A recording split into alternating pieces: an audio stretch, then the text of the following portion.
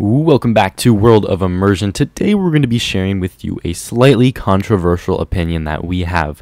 Now, in the last one of these videos, we shared that Viper is actually a really good roller coaster. And for this video, we're going to be talking about another coaster at that park, and that is West Coast Racers. Now, in our opinion, West Coast Racers is a very, very mediocre mid-ride.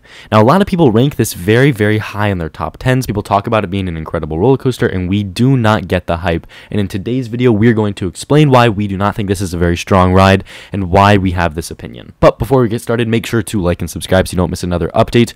We are going to be going on our trip to the East Coast. We're going to be visiting some great parks there, so stay tuned for tons of content coming there. Make sure to check out our merch in the link down below. And with that being started, let's get right into the video.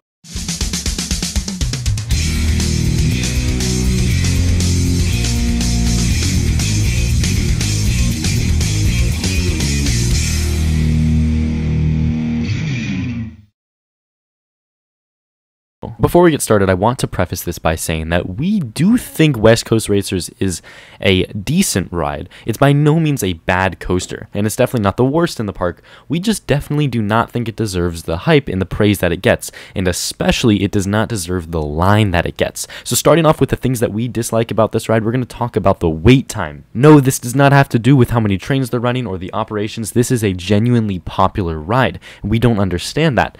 This ride always gets around an hour and a half to 2 hour wait on a less crowded day. If you go to Six Flags, this is definitely going to be one of the longest lines in the parks. One time we went on a relatively crowded day, it wasn't too bad, and it had a 3-hour line. And this line moves slowly. It is in the direct sun, except when you go inside. That shade does not really work, and the heat is not blocked, and it is just a painful ride to wait for. But there are plenty of roller coasters that are incredible and have terrible lines as well, so that's not what makes this ride so mediocre to us. What makes this ride mediocre is a bunch of different things, and the first being the carts, and more specifically, the restraints. Now, this roller coaster was designed and built by Premier Rides, a manufacturer that has built some incredible roller coasters like Full Throttle, which is also at Six Flags Magic Mountain. However, what makes Full Throttle so great is its restraints. Full Throttle has a lap bar, which West Coast Racers has, but it does not have comfort collars. Now, this feature of West Coast Racers is very, very contradictory towards the word uncomfortable. Now, we've heard many people talk about how comfort collars don't really matter and how they don't kill any elements or kill any forces, but we honestly think that they take away from the ride. It's not as much that they're killing forces, it's just a more restrictive restraint. In general, feeling more open on a roller coaster is a lot more fun. Not to mention, this lap bar is extremely small. And what I mean by this is that if you are a tall person or larger person, you are barely going to fit into the seat. I myself am 5'11". I would not consider myself to be absurdly tall, and it is uncomfortable for me to sit in this seat. The shin guards that are at the bottom of the lap bar are extremely painful up against your shin and press very, very tightly. Not to mention, 99% of the time, if you have space or a little bit of room within your lap bar, it's going to get stapled on that helix that is at the end of the layout. And so the restraints just make it an extremely unpleasant ride experience. The airtime is not great with the lap bar because you are so stapled most of the time, and you'll come off the ride with your knees in pain, and just overall we really dislike those restraints. But moving on to the actual layout of the roller coaster, to start off we have a launch. Now, this launch is pretty forceless, but it's not intending to be super forceful. That's not that big of a deal. The first launch is actually okay. It's a pretty smooth acceleration. It's not too bad. You go right up into a wave turn, which is okay. It's nowhere close to as good as Twisted Colossus. This is actually because, in my opinion, of the comfort collars. Again, you don't feel as open, you don't feel as dangling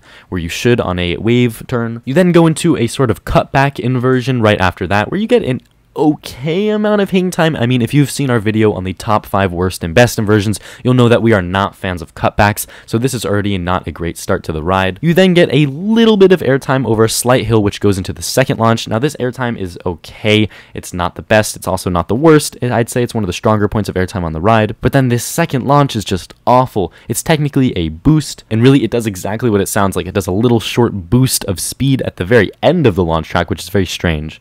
And it's a very uncomfortable launch, and to be honest, we don't even feel that much speed gained. It's just sort of a jerk forwards. You then go into a giant corkscrew, and this is actually a pretty fun element because you can get some very good hang time on this. And then you then turn around and go into a intense helix, and this honestly is just not that good. You go into another helix right after that. Helices are just not super fun in general. That might be a hot take, who knows? But in general, it's just a long duration of positive G's, which is not very fun. And like I said from earlier, this is the point where you're going to get stapled onto the ride, and we're not even halfway through. You then go over a little airtime hill, which gives you a little bit of airtime. It's not too bad. You sort of twist around and then go into the brake run, which goes leading into the second track. One good aspect about this ride is it is long. It's a very, very long time, which always makes it worth it if you wait a long time for it. Now you go into like the pit crew area where they're supposed to be renovating your vehicle and changing it and all these cool things. Now the theming is okay. It's just kind of a screen and a couple of hardware, just supplies that are around, and you hear like really loud banging and noises and a lot of like bass boosted audio. It's alright. It's definitely not terrible, but it's also kind of just like, what's the point of this? I'm kind of just sitting here. You then go into the second the second side of the ride. Now this ride has the same start, a okay launch that goes into the wave turn. Now instead of an inversion, you sort of just do a little airtime, sort of twisty airtime. It's actually pretty fun. You get a good amount of airtime. I almost prefer it to the cutback. You go into the second boost, which again does not provide very good acceleration. It's very short, it's very quick, it's like a jerk forwards. You go into another airtime hill which goes into a corkscrew. Now this is better than the first because you have a little hill up into the corkscrew, which actually is great. You get some good airtime and pretty good hang time. And then you twist around and go into, again, these intense helixes, which are just not that fun. And then you go into one final inversion, which takes you into the brake run. Now, this ending is kind of okay. I won't lie, this inversion is fun, and then you twist around. It's a little bit disorienting, which is pretty fun on a roller coaster like this. Now, you may be watching this and thinking, wow, he really just trashed this entire coaster. He must hate it. And the truth is, no. I kind of just listed all of the terrible things about it. I want to just sort of say that we don't dislike this ride. We just think that it's extremely mediocre. It is definitely not a must ride when we go to Six Flags. We're not going to actively avoid riding it, but we're not also going to actively try to ride it.